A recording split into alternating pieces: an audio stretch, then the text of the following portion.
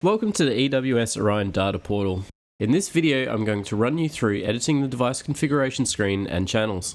To change the device name and channels, you'll need to have a superuser role applied to your Orion account. If you do not have these permissions, please talk to your EWS rep or accounts manager.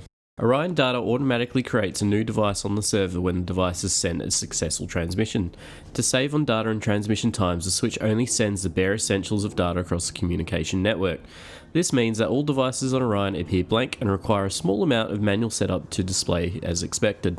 When installing your switch device, it is best practice to save some notes on the installation to help set up the device correctly on Orion. Crucial information includes the device name, IMEI or cell number, and location. Other information can include the program channels or sensors attached to the switch and other calibrating notes.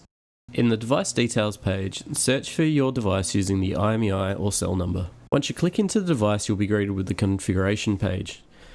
You can change the device name, edit the latitude and longitude or eastings and northings for the device to display on the map, change the time zone offset to the time zone that your device is installed in, and finally allocate any appropriate client, site or group tags.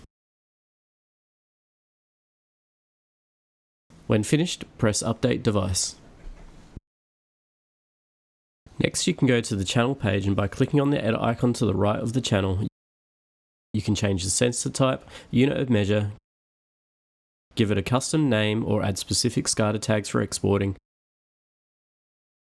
and hide or show the channel. To save the changes, click the Save button on the right. You can then repeat this for the rest of the channels. I hope you enjoyed this brief overview of setting up devices on Orion.